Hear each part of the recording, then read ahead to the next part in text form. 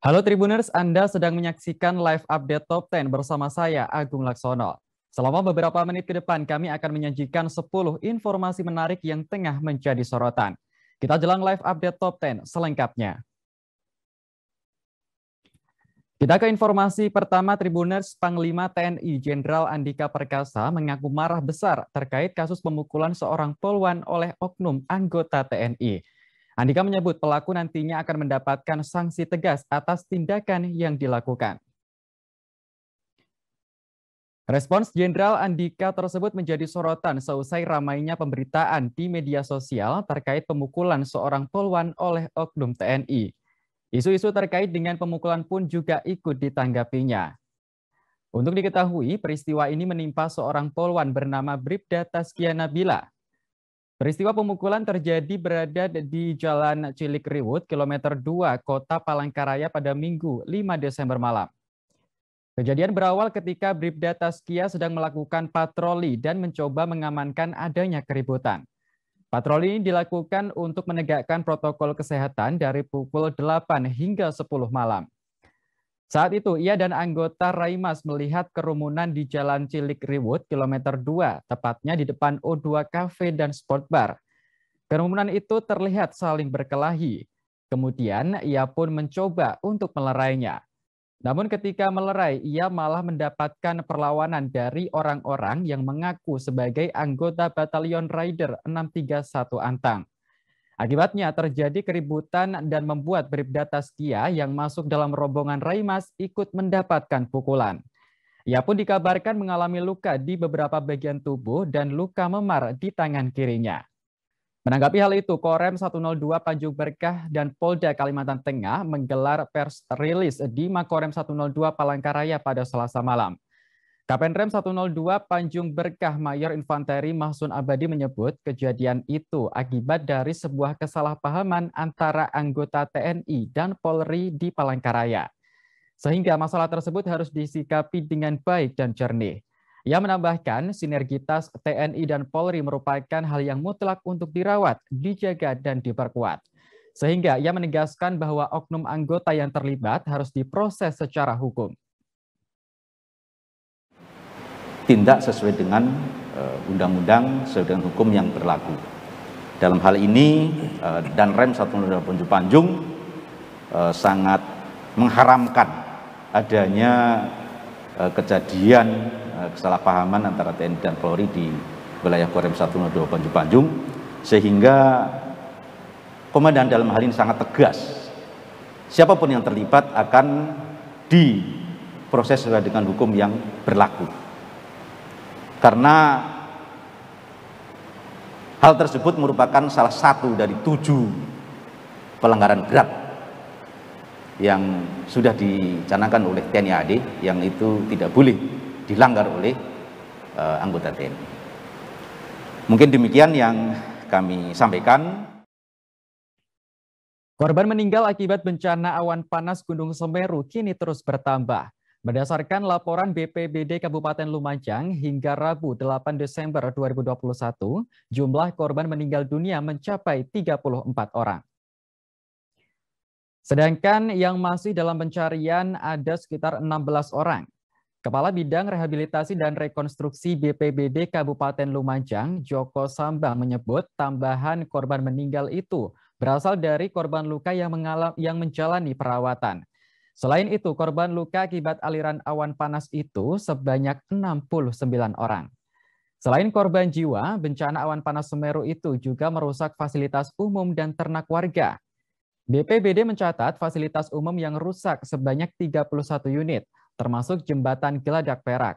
Sementara jumlah ternak warga yang terdampak sebanyak 3.021 ekor. Yang terdiri dari sapi potong sebanyak 761 ekor, kambing atau domba sebanyak 684 ekor, dan unggas sebanyak 1.578 ekor. Diketahui Gunung Semeru erupsi dengan memuntahkan awan panas pada Sabtu 4 Desember lalu. Aliran awan panas itu mengarah ke Kabupaten Lumajang dan menerjang pemukiman warga di Kecamatan Pronojiwo dan Candipuro. Hingga saat ini proses pencarian korban masih dilakukan oleh petugas penyelamatan gabungan. sehingga jumlah korban meninggal maupun yang hilang akan terus berkembang sesuai dengan temuan di lapangan. Adapun untuk warga yang terdampak, setidaknya ada 3.697 jiwa yang harus mengungsi. Lokasi pengungsian tersebar di 19 titik di Kecamatan Pronojiwo, Candipuro, dan Pasirian.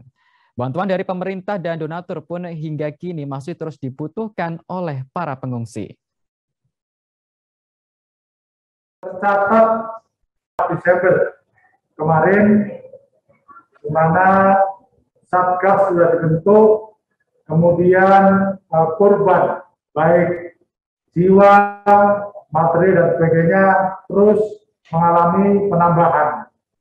Sampai dengan saat ini korban jiwa tercatat di posko kami adalah 34 orang. Ini terdata. Terus kemudian 22 orang hilang, dinyatakan hilang berdasarkan laporan dari masyarakat, RT maupun desa yang terkait. Kemudian untuk luka berat sampai dengan saat ini adalah 22 orang. Kemudian untuk rumah yang terdampak adalah 5.205 rumah. Kemudian untuk data pengungsian sampai dengan saat ini adalah 4.250 orang, di mana ini tersebar di beberapa tempat, diantaranya adalah disiapkan di sekolah-sekolah, masjid-masjid, di balai desa, termasuk ada yang di rumah-rumah penduduk, di mana satunya adalah rumah saudaranya sendiri. Terdakwa kasus korupsi PT Asuransi Angkatan Bersenjata Indonesia atau ASABRI, Heru Hidayat dituntut hukuman mati. Jaksa Penuntut Umum atau JPU menyatakan Heru terbukti melakukan tindak pidana korupsi dan pencucian uang yang merugikan negara hingga 22,7 triliun rupiah.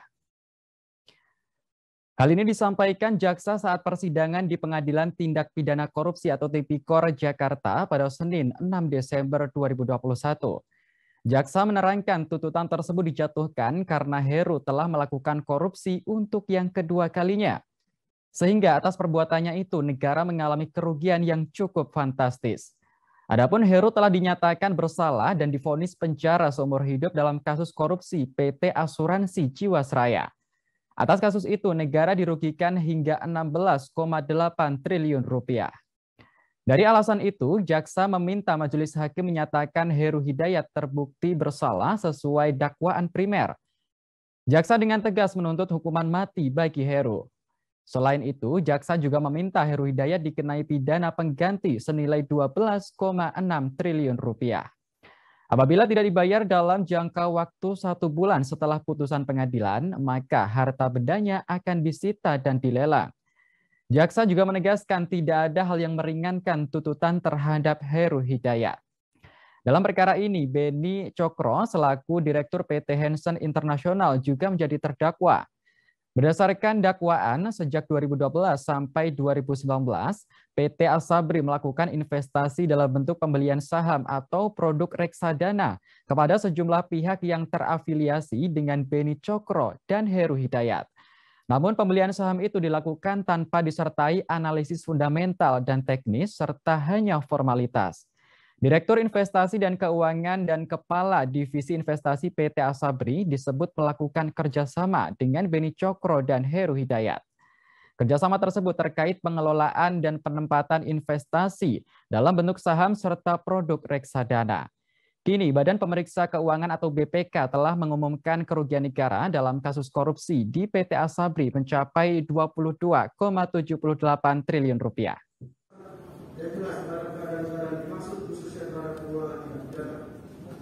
Beberapa penulis hukum memberikan pendapat bahwa penggunaan tindak pidana dalam undang-undang korupsi sama pengertian dengan restriktif dalam hukum pidana. Misalnya, Erdiono menyatakan bahwa apa yang dimaksud dengan penggunaan dalam penjelasan pasal 2 ayat 2 adalah sama artinya dengan apa yang dimaksud dengan restriktif dalam hukum pidana. Namun, dengan waktu selama 5 tahun seperti yang ditentukan dalam pasal 486, pasal 487, dan pasal 488 KUHP tidak berlaku untuk penggunaan tindak pidana korupsi seperti yang ditentukan dalam pasal 2 ayat 1. Sejalan dengan itu, Agami Cajawi juga tidak memberikan penjelasan yang berbeda dengan konsep pengulangan dalam KUHP. Dalam kamus hukum Pokemar Andrea, istilah pengulangan tindak pidana juga merujuk pada pengertian residif dalam hukum pidana. Namun demikian, pengertian pengulangan tindak pidana sebetulnya tidak serta-merta harus merujuk pada pengertian yang sama dalam KUHP. Saksi kunci kasus pembunuhan Tuti dan Amalia yakni Danu kembali dilakukan pemeriksaan pada Selasa 7 Desember pagi. Ia disebutkan menjalani tes psikologis dan tes kejiwaan di Polda Jawa Barat. Namun ada yang berbeda dalam pemeriksaan itu, yaitu Danu terlihat datang bersama orang tuanya. Ahmad Taufan selaku kuasa hukum Danu menyampaikan sejumlah informasi mengenai pemeriksaan sang klien itu. Ia membenarkan jika sang klien kembali dipanggil untuk diperiksa pihak penyidik di Treskrimum Polda Jawa Barat. Pendampingan Danu tak hanya dilakukan oleh orang tua, melainkan juga dengan sang paman. Orang tua dan kerabat disebut memang tak mengikuti pemeriksaan, namun hanya mendampingi Danu yang merupakan saksi kunci kasus Subang. Diinformasikan bahwa Danu datang menjalani tes psikologis dan tes kejiwaan sejak pukul 9 waktu Indonesia Barat. Seperti diketahui, Danu yang merupakan keponakan korban menjadi salah satu saksi kunci kasus pembunuhan Tuti Suhartini dan Amalia Mustika Ratu. Danu sempat bertemu dengan keluarga Tuti dan Amalia pada 17 Agustus lalu, tepatnya sehari sebelum penemuan mayat di Subang. Pada siang harinya, ia juga sempat ke rumah korban untuk menghampiri Amalia. Saat itu dirinya diminta untuk membeli double tip oleh ayah korban dan meminta uang kepada Amalia. Kemudian setelah Tuti dan Amalia ditemukan tewas, Danu juga sempat menggegerkan publik. Pasalnya, ia mengaku masuk ke TKP pembunuhan dan membersihkan bak kamar mandi setelah diminta oleh oknum Banpol. Namun hingga kini pengakuan Danu tersebut belum dapat dipertanggungjawabkan kebenarannya. Adapun pemeriksaan yang dilakukan padanya pun sudah berkali-kali dilakukan oleh pihak kepolisian. Selain itu, pencarian pelaku juga masih terus dilakukan. Pihak kepolisian masih terus berupaya untuk mengungkap kasus yang setiap harinya menjadi sorotan publik ini.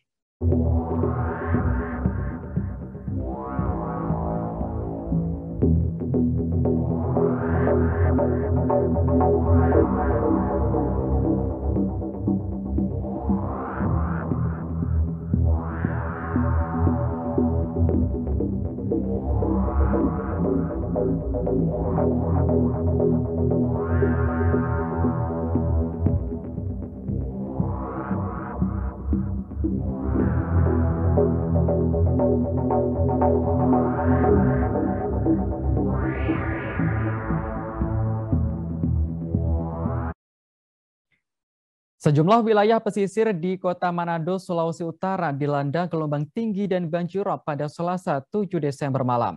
Salah satu wilayah yang terdampak cukup parah yaitu di kawasan bisnis Manado Town Square atau Mantos. Dalam rekaman video yang beredar, tampak ombak tinggi menerjang area parkir di pusat perbelanjaan tersebut. Hal ini menimbulkan kepanikan warga hingga membuat mereka lari untuk menyelamatkan diri.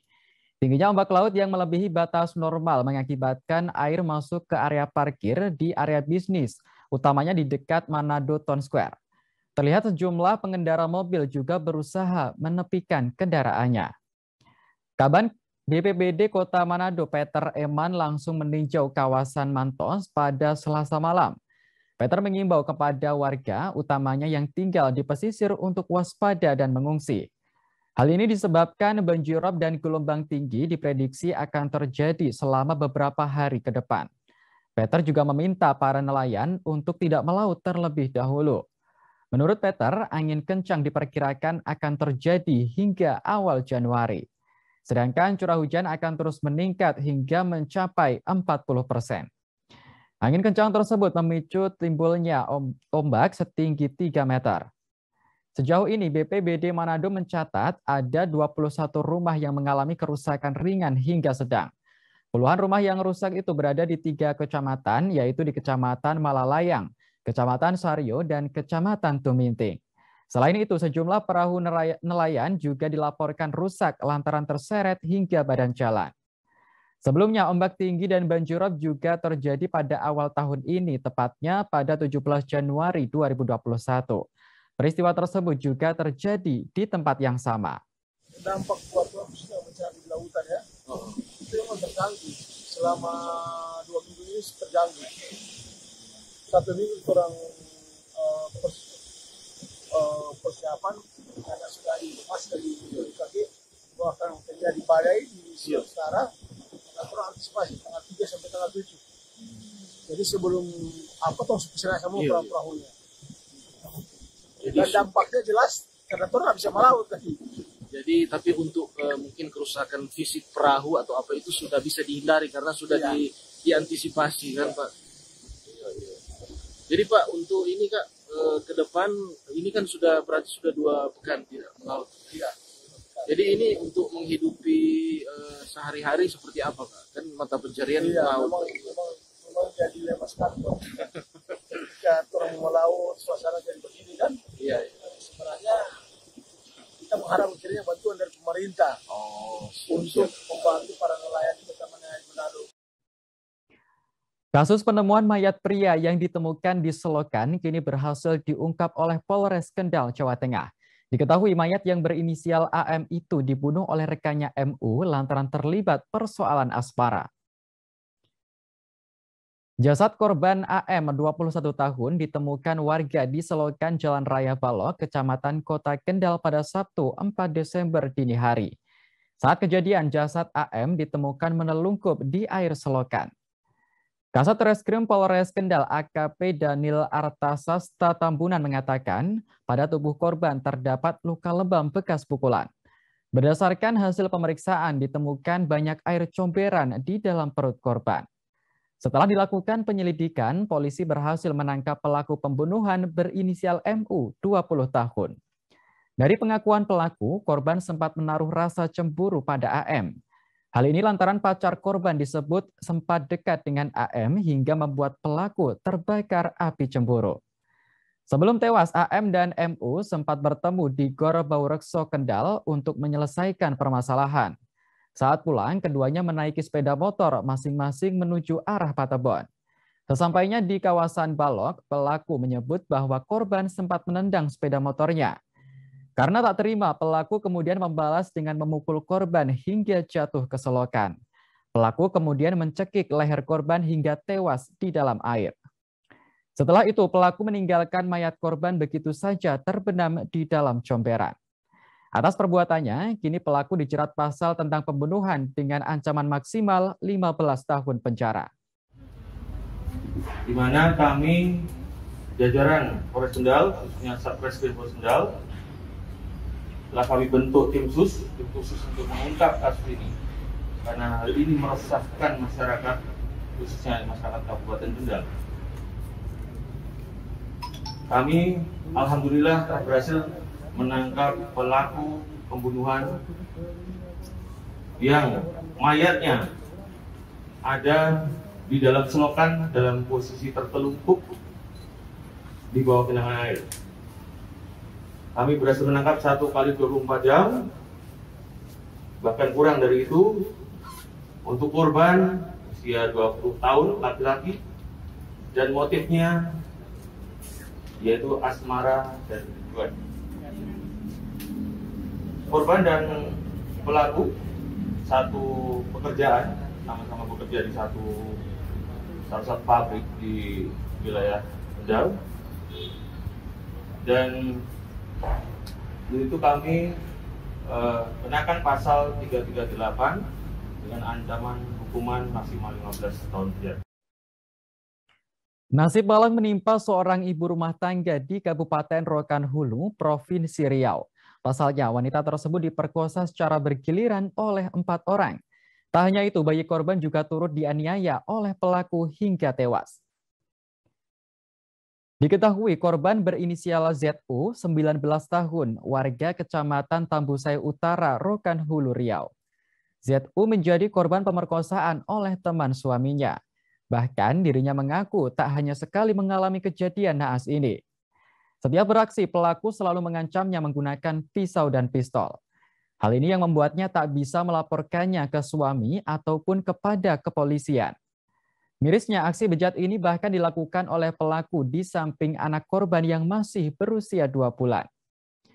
Kapolres Rokan Hulu AKBP Eko Wimpianto Herjito dalam keterangan persnya mengatakan, sejauh ini pihaknya baru memeriksa seorang pelaku berinisial DK. DK kini sudah ditetapkan sebagai tersangka oleh penyidik.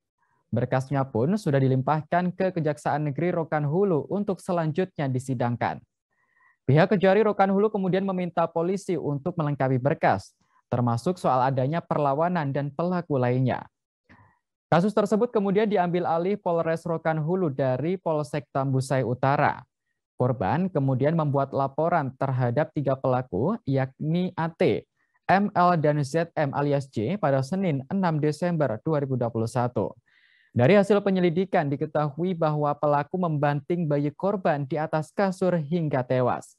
Namun seorang pelaku yakni J malah melaporkan balik korban ZU dengan pasal pencemaran nama baik. Laporan tersebut dibuat pada Sabtu 4 Desember lalu. Meski kedua pihak terlibat saling lapor, polisi memastikan akan mengusut kasus pemerkosaan ini hingga tuntas. Korban setempat, di mana pada saat laporan itu adalah dilaporkan adanya peristiwa pemerkosaan terhadap korban sebanyak 6 kali oleh 1 orang pelaku. Berawal dari laporan tersebut, maka penyidik dari Polsek sudah melaksanakan penanganan perkara tersebut dengan melakukan mengumpulkan alat bukti sebagai pendukung. Di mana alat bukti tersebut antara adalah mengumpulkan keterangan saksi, mengumpulkan barang bukti, sehingga berkas-berkas tersebut sudah kita limpahkan ke kejaksaan.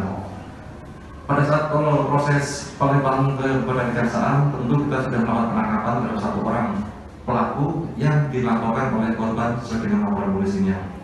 Nah, dari sini petunjuk dari jaksa karena kurang lengkapnya proses penyidikan sehingga perlu dilakukan penambahan pemeriksaan terhadap beberapa orang yang perlu kita lakukan pemeriksaan tambahan.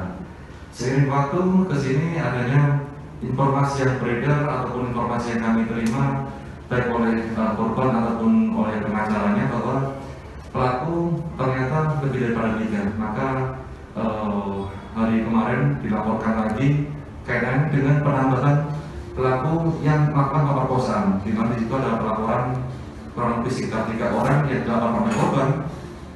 Terkait tentu saat ini kita melaksanakan 2 perkara awal, baik itu dari Polres dan di Polda saat ini untuk mengekspos apa yang sudah dilaksanakan oleh para penyidik kami. Baru-baru ini media sosial dihebohkan dengan beredarnya video 2 orang mengenakan seragam polisi dan bayangkari. Dalam video itu, sang wanita yang mengenakan seragam bayangkari membandingkan profesi polisi dan TNI. Ini terungkap keduanya adalah masyarakat sipil dan bukan anggota Polri. Hal itu dikonfirmasi oleh Kapolsek Karawang AKBP Aldi Subartono pada Selasa 7 Desember 2021. Identitas keduanya terungkap setelah diamankan di wilayah Cikampek, Kabupaten Karawang pada Senin malam. Diketahui pria tersebut berinisial RA, 36 tahun, warga Rengas Dengklok, Karawang. Sedangkan yang wanita berinisial RW, 28 tahun, warga Cikampek. Ditegaskan oleh Aldi bahwa RA bukanlah anggota Polri, melainkan seorang petugas pengamanan gudang. Begitu pula dengan RW, juga bukan anggota Bayangkari. Saat ini pihak kepolisian masih menyelidiki lebih dalam kasus itu, termasuk motif RA yang mengaku dan mengenakan seragam polisi. Aldi menyebut RW bahkan tak mengetahui jika RA merupakan polisi gadungan. Saat dimintai keterangan, keduanya mengaku hanya teman dekat dan kenal sejak Oktober 2021 melalui media sosial. Adapun terkait video yang beredar, keduanya berujar jika video itu dibuat di sebuah studio foto. RW dan RA mengaku video tersebut bukan untuk prewedding, namun hanya untuk bersenang-senang saja. Diberitakan sebelumnya, video keduanya sedang mengenakan seragam polisi dan bayangkari viral di media sosial. Video berdurasi 18 detik itu diunggah di akun TikTok @ratnawulan363 pada Selasa 6 Desember 2021. Dalam video itu tampak seorang pria berseragam polisi dan wanita mengenakan seragam bayangkari. Wanita itu berujar seolah-olah membandingkan antara polisi dan TNI. Disebutnya bahwa lelaki di sampingnya yang mengenakan seragam polisi lebih mapan daripada TNI. Adapun kini keduanya telah mengucapkan permohonan maaf kepada warganet atas kegaduhan yang dibuat itu. Assalamualaikum warahmatullahi wabarakatuh. Nama saya Ratna Wulan, umur 28 tahun, agama Islam. Saya tinggal di Cikampek. Saya mau meminta maaf atas video viral yang saya buat kepada kepolisian menggunakan baju bayangkari.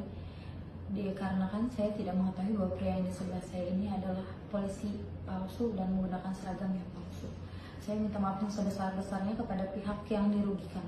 Sekali lagi saya minta maaf. Assalamualaikum warahmatullahi wabarakatuh. Assalamualaikum warahmatullahi wabarakatuh. Nama saya Rizal Hamzah, alamat Menak Cengkok. Pekerjaan saya keamanan gudang. Mohon maaf yang sebesar-besarnya atas kegaduhan video yang saya viral dengan seragam kepolisian. Saya beli seragam kepolisian dari online. Saya mohon maaf yang sebesar-besarnya kepada seluruh keluarga besar Kepolisian Republik Indonesia. Terima kasih. Assalamualaikum warahmatullahi wabarakatuh. Kasus pelecehan sesama jenis kini terjadi di Palembang, Sumatera Selatan. Korbannya adalah siswi SMP yang masih berusia 13 tahun. Korban dicabuli oleh gadis berinisial DW yang menyamar sebagai seorang laki-laki. Dengan penyamaran tersebut, pelaku memacari korban hingga 2 tahun dan mencabulinya berkali-kali. Kasat Reskrim Polrestabes Palembang Kompol Triwahyudi mengatakan kasus ini terbongkar seusai keluarga korban membuat laporan ke polisian. Dewi dan korban menjalani hubungan selama 2 tahun yang mana Dewi mengaku sebagai seorang laki-laki bernama Kiki Saputra. Namun akhirnya identitas Dewi terbongkar seusai guru silat korban mencurigai kondisi fisik Dewi. Untuk menutupi identitas aslinya, Dewi mengenakan pakaian selayaknya laki-laki. Dari pengakuan pelaku, Dewi ternyata memang memiliki ketertarikan pada sesama jenis. Dewi sendiri mengancam akan mengakhiri hubungan apabila korban menolak untuk berbuat cabul. Dalam 1 bulan saja, pelaku Dewi bahkan bisa mencabuli korban hingga 10 kali. Kini Dewi telah diamankan polisi dan ditetapkan sebagai tersangka atas perbuatan asusila yang dilakukan. Ia dijerat pasal tentang perlindungan anak dengan ancaman hukuman maksimal 5 tahun penjara. Laporan dari masyarakat, dari orang tua korban yang sudah kita dalami, alhamdulillah kita berhasil mengamankan pelakunya.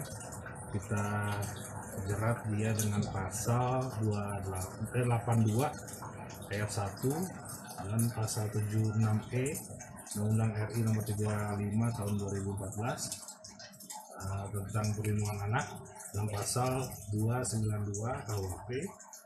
Dia ini modusnya gini, jadi dia dengan korban, pelaku dengan korban ini, dengan anak korban pacaran nih dari bulan Januari sampai dengan Desember. Tetapi berkali-kali dan sempat ketemu dengan korban ini, dengan ibu korban di pas buka puasa. Dia lihat si pelaku ini mencium bibir korban, lemas-lemas korban. Nah, ternyata sudah kita dalami, memang dan visum juga sudah, ternyata dia mencabuli korban dengan menggunakan tangan ya, dan visumnya juga sudah ada robek di korban. Nah, itu korban masih anak-anak, masih SMP umurnya. Dan setelah kita cek di sini, ternyata pelaku ini yang ngaku ke korban kan laki-laki, dia pacaran seperti biasa. Ternyata kelaminnya perempuan, jadi lesbi. Sudah kita dalami, dan itu juga korban baru tahu setelah hasil pemeriksaan di sini dan ketemu dengan keluarga pelaku. Sehingga kita jerat pasal tersebut untuk mempertanggungjawabkan perbuatannya. Tadi pasal 82 ayat 1 untuk pasal 76E huruf E Undang-Undang RI nomor 35 tahun 2014, perubahan dari Undang-Undang nomor RI nomor 23 tahun 2002 tentang perlindungan anak, dan pasal 292 KUHP. Nasib pilu dialami oleh Siti Halimah alias Munirah, TKW asal Karawang yang sempat hilang kontak lantaran disiksa oleh majikannya di Arab Saudi. Keluarga menyebutnya Siti lantaran nama Munirah bin Jasim diduga adalah pemberian dari majikannya. Selama 12 tahun menghilang, ia juga hanya berkomunikasi melalui majikannya hingga berujung benar-benar tak bisa dilacak. Yanto, 35 tahun, adik ipar Siti Halimah atau Munirah, menceritakan jika iparnya itu berangkat menjadi TKW sejak 24 April tahun 2009. Awalnya tahun 2009 hingga 2012, pihak keluarga bisa berkomunikasi dengan Munirah meski melalui majikannya. Hingga pada akhirnya tidak lagi ada komunikasi sejak 10 tahun terakhir. Pihak keluarga akhirnya mengetahui keberadaan Siti alias Munirah dalam sebuah akun media sosial yang mengunggah kisahnya. Kemudian keluarga mencoba mencari kontak yang mengunggah foto Siti yang juga menyelamatkannya di Arab Saudi yang bernama Hanafi. Setelah berhasil mendapatkan kontak Hanafi, keluarga langsung berkomunikasi melalui video call. Hingga keluarga pun yakin bahwa wanita bernama Munirah bin Jasim itu adalah Siti Halimah yang selama ini hilang. Yanto mengaku kaget saat tahu Siti Halimah berganti nama. Keluarga menduga kuat Siti berganti nama atas kemauan majikannya. Di sisi lain, pihak keluarga sangat senang Siti akhirnya ditemukan dan saat ini masih berada di KBRI untuk proses pemulangan ke Karawang. Sementara itu, Lurah Palumbonsari, Fitria Yuniawati, membenarkan jika Munirah alias Siti merupakan warganya. Siti tinggal di lingkungan lamaran RT 1 RW 5, Kelurahan Palumbonsari, Kecamatan Karawang Timur, Kabupaten Karawang. Saat ini pihaknya tengah berkoordinasi dengan Kecamatan dan Dinas Tenaga Kerja dan Transmigrasi untuk mengurus kepulangan Munirah.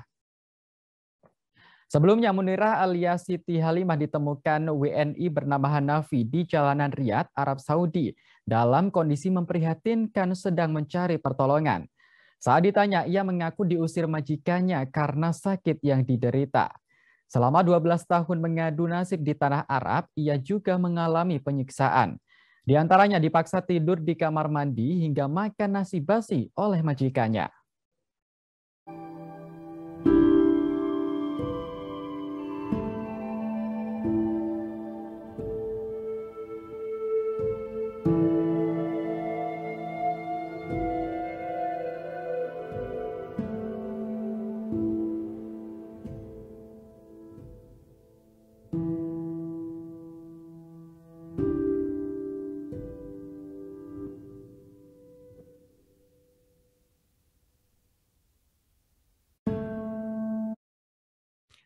Baik Tribuners, informasi tadi sekaligus menutup jumpa kita dalam live update Top 10 kali ini.